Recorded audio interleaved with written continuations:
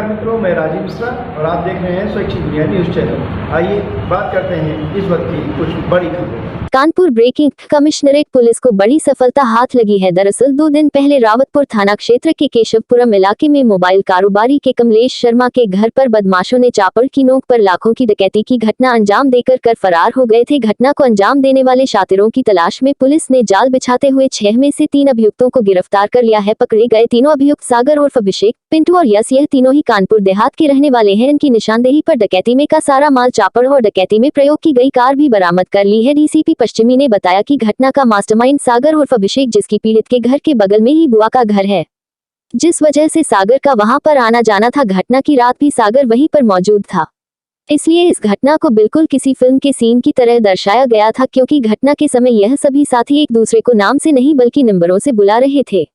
फिलहाल अभी भी पुलिस की गिरफ्त से 3 अभियुक्त फरार हैं, जिनकी तलाश की जा रही है। घटना का खुलासा करने वाली टीम को 50,000 रुपए पुरस्कार देने का भी ऐलान किया गया है। कानपुर से संवाददाता सुनील शर्मा की खास रिपोर्ट। क्या प्लानिंग थी? दिनांक 17 दिसंबर को देर शाम लगभग 8 साढ़े 8 बजे थाना रावतपुर क्षेत्रांतर्गत केशवपुरम मोहल्ले में श्री कमलेश शर्मा जी के घर पे 5 अज्ञात व्यक्तियों के द्वारा प्रवेश किया गया और घर पे उनकी पत्नी और उनके 2 नाबालिग बच्चे थे। उनको डरा धमकाकर उनके घर में लूट की गई और बाद में फिर वो वहाँ से भाग गए। इस सूचना पर तत्काल पुलिस के द्वारा मौके पे जाके घटना की जांच की गई और जो परिवार के द्वारा जो तहरीर दी गई थी उसमें सुसंगत धाराओं में डकैती के अंतर्गत मुकदमा दर्ज किया गया और थाना पुलिस, क्राइम ब्रांच और वेस्ट जोन की सर्विलांस टीम और एसओजी टीम के द्वारा संयुक्त रूप से कार्य करते हुए 3 दिवस के अंदर इस घटना का सफल अनावरण किया है। इस घटना का जो आरोपी हैं ये कुल मिला के 6 व्यक्ति हैं, जिनमें से 3 व्यक्तियों को पुलिस के द्वारा गिरफ्तार किया जा चुका है। जो मुख्य अभियुक्त है और जो सरगना है इस पूरे गैंग का, उसका नाम है सागर, जिसका जो इस मोहल्ले में पहले भी आता जाता था और उसके बुआ शर्मा जी की पड़ोसी हैं और इस वजह से उसको इस मोहल्ले के बारे में जानकारी थी और उसके द्वारा ही अपने अन्य 5 साथियों के साथ मिलके इस घटना को अंजाम दिया गया। क्योंकि सागर को बाकी लोग उस मोहल्ले में पहचानते थे, इसलिए सागर अब गाड़ी में ही बैठा रहा और बाकी 5 लोग आए और उनके द्वारा ये घटना अंजाम दिया गया। उसके द्वारा जो एक चापड़ का प्रयोग किया गया परिवार को डराने के लिए और उससे मिसेस शर्मा को चोट भी पहुंची है, उसकी भी पुलिस के द्वारा रिकवरी की गई है। जिस गाड़ी से ये लोग आए थे वो भी पुलिस के द्वारा रिकवर किया गया है और इनके पास से काफ़ी सारे धातु का सामान जो कि उनके घर से चुराया गया, लूटा गया था और जिसको उनके घर वालों ने पहचाना भी है, वो भी पुलिस के द्वारा रिकवर किया गया है। इनके अन्य 3 साथी अभी फरार हैं, जिनकी पहचान हो गई है और इस वक्त भी हमारी टीम उनको गिरफ्तारी के लिए प्रयास कर रही है।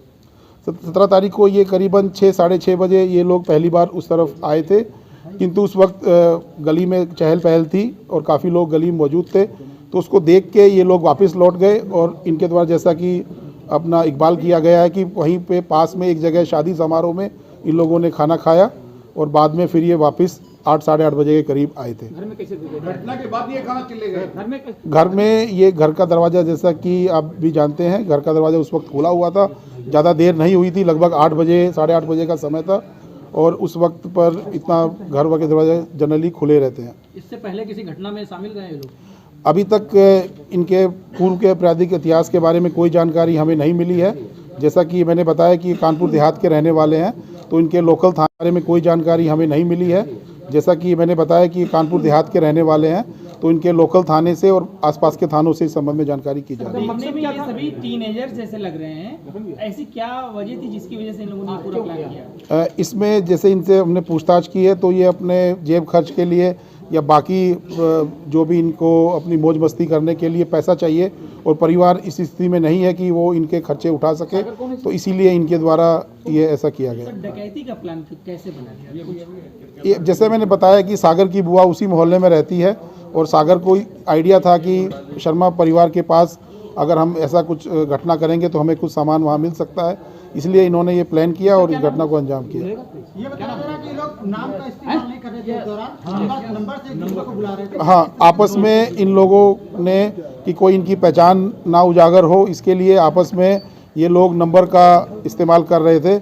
और जब इस बारे में भी पूछताछ की गई तो इन्होंने बताया कि ये अक्सर टीवी पे इस प्रकार के धारावाहिक और क्राइम सीरियल देखते हैं और तभी से उनके मन में उन्होंने कहीं देखा होगा और उन्होंने इसलिए प्लानिंग में इस चीज़ को इंक्लूड किया कि इन्होंने इसलिए अपने मुंह को भी ढका हुआ था और कोई भी किसी का नाम इस्तेमाल नहीं ले रहा था। उंगली काटने की क्या जरूरत फॉरेंसिक को फिंगरप्रिंट्स भी नहीं मिले। सर जैसा बताया जा नहीं, रहा है इन्होंने ग्लव्स पहने हुए थे और जो ग्लव्स और बाकी जो सामान था वो भी इनकी गाड़ी से सर बरामद मोबाइल का हुआ। इस्तेमाल क्या किया इन लोगों ने? मोबाइल का इनके द्वारा घटनास्थल पे इस्तेमाल करना नहीं पाया जा रहा है। क्यों नहीं किया था? पीड़ित की उंगली काटने का कारण क्या था? क्यों भाई? जब ये पीड़ित से जबरदस्ती करके उनके घर में लूटपाट कर रहे थे तो उनके द्वारा जब इसका विरोध किया गया या उनको डराने के लिए इनके द्वारा उनकी उंगली पे प्रहार किया गया जिसमें उनको चोट लगी। किस फिल्म से सीरियल लिया भाई? ठीक है। Subscribe now and press the bell icon. Never miss an update.